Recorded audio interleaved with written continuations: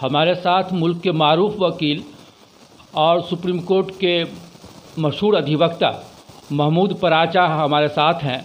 आज मुल्क जिस हालात से गुज़र रहा है, यहाँ माइनॉरिटी बिलखुसूस मुसलमान में बेचैनी पाई जाती है। हम उनसे जानना चाहते हैं कि वो क्या कहते हैं इस बारे में। कि बेचैनी सिर्फ मुसलमानों में और माइनॉरिटीज़ में ही नहीं पाई जाती, बल्कि बेचैनी आज हर एक ऐसा व्यक्ति जो देश से प्यार करता है, जो संविधान से प्यार करता है, जो इंसाफ और बराबरी के लिए सोचता है और उसके लिए काम करना चाहता है, उन सभी में बेचैनी है। हर एक भारतीय जो अपने देश से प्रेम करता है, आज उसके दिल में बेचैनी है। और उसकी वजह सबसे बड़ी ये है कि आज जो सरकार इलेक्शन जीत के बैठी हुई है सरकार में, वो संविधान की धज्जियां उड़ा रही है। वो ये भूल गई है कि कोई भी सरकार जो जीत के आती है, उसकी सबसे अहम और पहली जिम्मेदारी ये होती है कि वो संविधान की रक्षा के लिए और संविधान के आइन के दायरे में रहकर ही कोई काम करे। ये सरकार जो है, जो मनुवादी मानसिकता से ग्रसित है, ये इलेक्शन तो जीत के आ गए, संविधान का नाम लेकर, संविधान पे अमल करने की कस्में खाकर और इंसाफ और बराबरी के लिए काम करने की कस्में खाकर, लेकिन वो सारी इनके वादे, सारे इनकी कस्में, सारे इनके देशभक्ति की जो भी जो ये बड़ी बड़ी बातें करते थे, वो झूठे थे और झूठे साबित हो गए। आप किसी भी फ्रंट पे देख लीजिए, और ये सिर्फ मुसलमानों की बात नहीं है। मुसलमान तो मैं आपको बार बार बताता हूँ, हर जगह बताता हूँ कि मुसलमान सिर्फ निशाना है, मतलब जिसको दिखाने के लिए सबसे आगे रखा जाता है। लेकिन इनका असली निशाना जो है मनुवादी मानसिकता के लोगों का, वो देश के पूरी 85% जनता है जो कि अम्बेडकरवादी है। क्योंकि हमारे देश में देखिए दो ही तरह की मानसिकताएं हैं, पहले भी वही थी और अब आज भी वही है। एक तरफ है मनुवाद की मानसिकता जो इंसाफ और बराबरी के ख़िलाफ़ है, जो भाईचारे के ख़िलाफ़ है, जो इंसान को इंसान से बड़ा और छोटा समझने की चेष्टा कराना चाहती है। और दूसरी तरफ है अम्बेडकरवाद। वो ये कहता है, अम्बेडकरवाद ये कहता है कि इंसान इंसान के बराबर है, सभी के बीच में भाईचारा और प्रेम होना चाहिए, सभी लोगों के बीच में, और सबके साथ इंसाफ होना चाहिए। मगर जो अभी ये मनुवादी सरकार झूठे वादे करके, झूठ बोल के सत्ता पे कब्जा कर ली है, वो क्या कर रही है। अब आप किसी भी फ्रंट पे देख लीजिए, हमारे देश की सबसे अहम चीज़ क्या है? मातृभूमि, मादरे वतन जो है, वो ज़मीन जो है वो चाइना सबसे पहले तो देख लीजिए कितनी सारी ज़मीन भारत की वो हड़प गया। और ये जो सरकार है, ये आंखों में घुस के झूठ बोल के ये बोलती है कि हमारी ज़मीन छीनी नहीं है, मगर ज़मीन तो छीनी गई है। और उसके लिए हमारे देश की जो सेना है, जो विश्व की सबसे मजबूत सेनाओं में से एक है, वो बेकरार है अपनी धरती, मातृभूमि वापस छीनने के लिए। उसको ये सरकार खुली छूट नहीं देती कि वो अपनी चाइना से छीनी हुई ज़मीन वापस ले सके।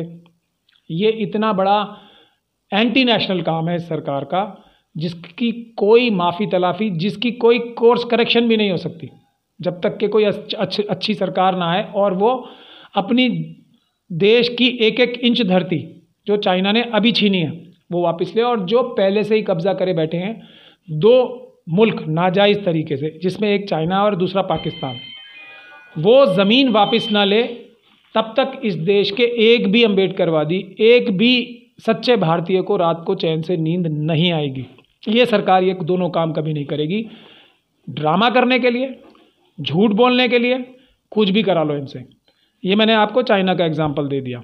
आज फिर ये सरकार गुजराती मनुवादी मानसिकता के जो व्यवसायी हैं, जो बिजनेसमैन हैं, उनके दबाव में आके या उनके साथ मिलके देश की पॉलिसी, जो फॉरेन पॉलिसी है चाइना के प्रति, वो फिर कॉम्प्रोमाइज़ कर रहे हैं। चाइना के साथ फिर हाथ मिलाने की और गले मिलने की चेष्टा ये सरकार कर रही है, जबकि वो हमारी ज़मीन पे कब्जा करके बैठा है। क्यों?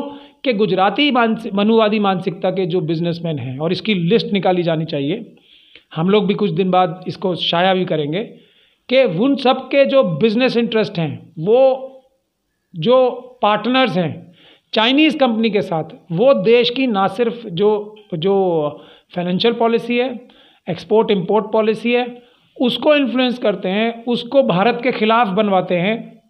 अपना इन्फ्लुएंस यूज़ करके इस सरकार के ऊपर, गुजराती मनुवादी मानसिकता के बिजनेसमैन, बल्कि भारत की धरती वापस लेने के लिए जो भी हमारी सरकार की जो कमज़ोर नीति चल रही है आज, जो सेना एकदम बेकरार है सब अपनी ज़मीन वापस लेने के लिए, देखिए सेना चाहती है कि जो अपनी मातृभूमि वापस ले और सरकार उनके हौसले को तोड़ रही है। देश का एक एक सैनिक और देश का एक एक सच्चा भारतीय चाइना से अपनी ज़मीन वापस लेना चाहता है, तुरंत वापस लेना चाहता है, और हम सक्षम हैं लेने में। लेकिन मैं वही आपको बता रहा हूँ, गुजराती जो मनुवादी मानसिकता के बिजनेसमैन हैं वो चाइनीज़ कंपनीज़ के साथ पार्टनरशिप पे हैं, सारा बिजनेस उनके साथ वही कर रहे हैं। देश का जो ट्रेड डेफिसिट है चाइना के साथ सिर्फ गुजराती बिजनेसमैन की वजह से है। तो वो लोग नहीं चाहते कि चाइना के खिलाफ भारत की सेना कोई सख्त कदम उठाए, क्योंकि उनका बिजनेस इंटरेस्ट वहाँ पे नुकसान होगा, प्रभावित होगा, और चाइनीज़ जो बिजनेस वाले हैं वो उनके ऊपर दबाव बना के, या वो दोनों मिले हुए भी हो सकते हैं। देखिए जो गुजराती मनुवादी मानसिकता के बिजनेसमैन हैं वो देश से बिल्कुल भी प्रेम नहीं करते, वो देश के बुनियादी तौर पे गद्दार ही हैं सारे। आप लिस्ट उठा के देख लीजिए, कितने ही लोग हज़ारों करोड़ रुपए या लाखों करोड़ रुपए बैंक के चुरा चुके हैं और देश से भाग भी चुके हैं, सब गुजराती लोग ही हैं वो। तो ये देखने का विषय है कि ये मनुवादी मानसिकता के गुजराती बिजनेसमैन क्या सेंध लगा के देश का नुकसान कर रहे हैं। और दूसरा पाकिस्तान, आज देखिए जो दूसरा सबसे बड़ा नुकसान देश का हो रहा है वो है POK के थ्रू ही CPEC, China Pakistan economic corridor, ये जा रहा है पाकिस्तान ऑक्यूपाइड कश्मीर के अंदर से। अगर ये वहाँ से नहीं जाएगा, जो भारत की धरती है, अगर ये वहाँ से नहीं जाएगा तो CPEC पूरा नहीं हो सकता। CPEC का पूरा होने से देश की इकोनॉमी में क्या नुकसान होने वाला है वो देख लीजिए। वो ये होने वाला है कि चाइना का जो भी प्रोड्यूस होता है और भारत में भी वही सब चीज़ें पैदा होती हैं, तो पूरा मिडिल ईस्ट का मार्केट पूरा और अफ्रीका का मार्केट चाइना के लिए आसानी से खुल जाएगा।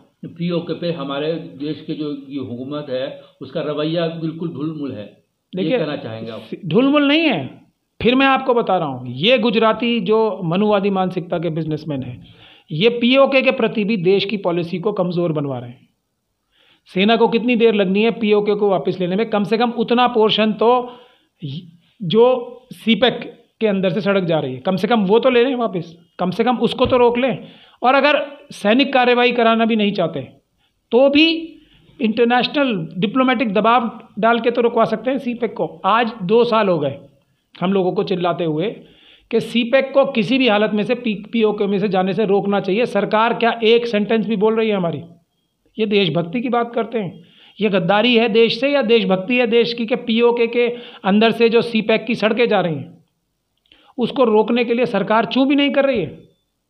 तो ये सब शर्म आने की बात है। मगर गुजराती मनुवादी मानसिकता के बिजनेसमैन ये भी देश को कमज़ोर करा रहे हैं, हमारे देश की पॉलिसी को कमज़ोर करा के पॉलिसी को बदलवा कर और सेना को उनकी क्षमता के हिसाब से कार्य ना करने देने की वजह से उसका नतीजा दूरगामी और छोटे टाइम में भी परिणाम देश को भुगतने पड़ेंगे, और देश भुगत भी रहा है। हमारा जो एक्सपोर्ट है वो कम हो रहा है मिडिल ईस्ट से भी और अफ्रीकन कंट्रीज से भी। वो नेचुरल उनके एलाइज हम हैं, मिडिल ईस्ट से भी अफ्रीकन कंट्रीज से भी, क्योंकि हमारा देश पास है। चाइना को पूरा घूम के लाना पड़ेगा, ये बड़ा नुकसान कर रही है। तीसरा, किसानों के साथ देखिए, किसानों के साथ किसान क्या अपनी लड़ाई लड़ रहे हैं आज। किसान, पहली चीज़ ये समझने की है, देश का हर एक नागरिक जो चीज़ आज 1 रुपये की खरीद रहा है खाने की, वो कल 10 रुपये की खरीदेगा अगर ये किसान आंदोलन फेल हो जाता है। अडानी अंबानी दोनों मनुवादी मानसिकता के गुजराती बिजनेसमैन, साफ साफ मैं बता रहा हूँ, अगर हमारा देश सरवाइव करना है तो ये मनुवादी मानसिकता के गुजराती बिजनेसमैन को हमें सबको एक्सपोज करना पड़ेगा, उनको बेनकाब करके उनको उनकी सही जगह भारत के संविधान के हिसाब से जेलों में डालना पड़ेगा। और जो देश से पैसा चुराया है इन्होंने नाजायज़ तरीके से करप्ट ऑफिसर्स के साथ मिलकर करप्शंस कर करके, वो वापस लाना पड़ेगा। देश खुशहाल हो जाएगा, देश की गरीब जनता खुशहाल हो जाएगी, SC ST OBC और माइनॉरिटी खुशहाल हो जाएंगे। तो एक दूसरा ये काम करना है। किसानों के साथ जो दूसरी बड़ी, नहीं उनसे बात नहीं हो पा रही है किसानों से, इस पर क्या कहेंगे? बात क्या होनी है? किसान में 12वें दौर की बात हुई, वो अपने इस पे हैं, हुकूमत अपने इस पे है, कुछ बात नहीं है, वो बैठे हुए हैं, उनका 100 दिन आज वो पूरा हो चुका है। देखिए, बात उससे की जाती है जो ईमानदारी से कोई काम कर रहा हो। ये दुनिया को दिखाने के लिए कि ये सरकार जो है अंबानी और अडानी के लिए पूरे देश के सारे किसानों को ही नहीं बल्कि देश के सारी गरीब जनता को सेक्रीफाइस कर सकती है। 1 रुपए की चीज़ 10 रुपए में ख़रीदने के लिए मजबूर कर सकती है। जो आप लोग देख रहे हैं, जो जियो टेलीफोन यूज़ करते हैं, वो इस बात को अच्छी तरह से जानते हैं। जो जियो टेलीफोन फ्री में मिलता था, आज मोनोपोली स्थापित करके कितनी कीमतें हो गई हैं आप सोच लीजिए। यही आपकी खाने की हर एक वस्तु के साथ होना है। अगर इस अंबानी को और इस अडानी को, जो कि देश के गद्दार हैं, अगर रोका नहीं गया, देश के साथ धोखा करने से, देश के खिलाफ ऐसी इकोनॉमिक पॉलिसीज़ बनवाने से जो कि एक देश की एक जनता, जो हमारा गरीब व्यक्ति है देश का, उसका खून चूसने से रोका नहीं गया इन्हें तो ये होने वाला है। तो किसान एक तो उसके लिए लड़ रहे हैं, देश की जनता के लिए। दूसरा किस चीज़ के लिए लड़ रहे हैं वो? इसलिए कि हमारे देश में जो मल्टीनेशनल कंपनीज आ रही हैं वो देश की धरती भी छीनना चाहती, जैसा बहुत सारी कंट्रीज़ में हो चुका है, जैसे साउथ अमेरिकन कंट्रीज़ में, ऑस्ट्रेलिया, यूरोप की कुछ कंट्रीज़ में, दूसरी कंट्रीज़ में, अफ्रीका में, जहाँ मल्टीनेशनल कंपनीज जाती हैं, किसानों से उनकी ज़मीन, पहले तो जो अभी आज सरकार जो सिस्टम बनाना चाहती है फार्मर एक्ट के थ्रू कि कॉरपोरेट फार्मिंग शुरू हो जाए, तो छोटे किसानों को अपने अंदर डिपेंडेंट करा लिया जाएगा, उनको अपने साथ जोड़ लेंगे ये जो बड़े बड़े गुजराती मनुवादी मानसिकता के बिजनेसमैन हैं, और उसके बाद धीरे धीरे उनकी ज़मीनें अपने नाम लिखवाना शुरू करेंगे। उनको पैसे ना देके, या उनको टाइम पे पैसे ना देके, या उनको छल कपट धोखे से उनकी ज़मीनें अपने पास ले लेंगे। और वो सारी ज़मीनें सरकार कहती है कि किसान अपनी फसल को कहीं भी देश में किसी भी कोने में जाकर के बेच सकते हैं, उन्हें अच्छी कीमत मिलेगी। देखिए, मैं आपको बता रहा हूँ, मेरी बात सुनिए। तो और वो किसानों को फिर मजबूर किया जाएगा, मैं इसका आपका जवाब दूंगा, कि वो अपनी ज़मीनें जो हैं गिरवी रखे इन 2 इंडस्ट्रियलिस्ट के पास, और ये इंडस्ट्रियलिस्ट फिर ये किसानों की ज़मीनें हड़प के बड़े बड़े जो मल्टीनेशनल कंपनीज हैं उनको देश की अंदर की ज़मीन भी, जैसे चाइना के हाथ बॉर्डर की ज़मीनें बेच दी गई या छिनवा दी गई या कॉम्प्रोमाइज़ कर दी गई, उसी तरीके से ये सब धरती जो किसानों की है ये तो सीधे सीधे बेची जाएगी मल्टीनेशनल कंपनीज को। अब वो चाइना खरीदे या यूरोप की कंट्रीज़ खरीदें या अमेरिका खरीदे, कोई भी, वो तो फिर खुला बाज़ार है। जहाँ तक आप कीमतों की बात कर रहे हैं, कीमतें डिसाइड कौन करेगा? अगर ये गुजराती मनुवादी मानसिकता के बिजनेसमैन इस फील्ड में घुसने भी दिया गया इन्हें, तो ये क्या करेंगे? जैसे फिर मैं एग्जांपल दे रहा हूँ आपको जियो टेलीफोन का।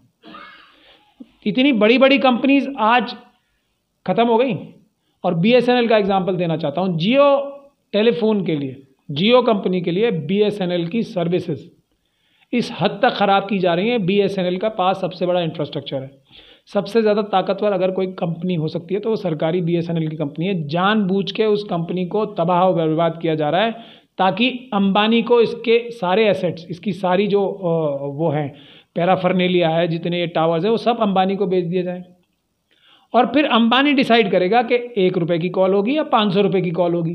वही हो रहा है ना आज भी। जी, वही काम किसानों की उसके लिए होगा कि किसानों को खुली छूट कहाँ होगी? वो तो कहेंगे कि किसी और को बेचने नहीं देंगे, वो कि भाई हम सबसे बड़ी मार्केट में मोनोपोली रखते हैं और हम ये चाहते हैं कि गेहूं जो है 1 रुपये किलो से ज़्यादा नहीं बिक सकता, आप जाके बेच लो आप।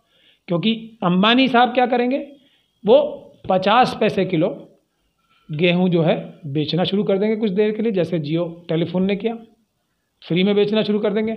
अब जब फ्री में कुछ दिन के लिए गेहूं बिकना शुरू हो जाएगा, चावल बिकने शुरू हो जाएंगे, या कम पैसों में, मैं एग्जांपल के तौर पे बता रहा हूं आपको, या आज 20 रुपये किलो मिलता है तो 10 रुपये किलो बेचने लगेंगे, 15 रुपये किलो बेचने लगेंगे, तो किसानों से कौन लेगा?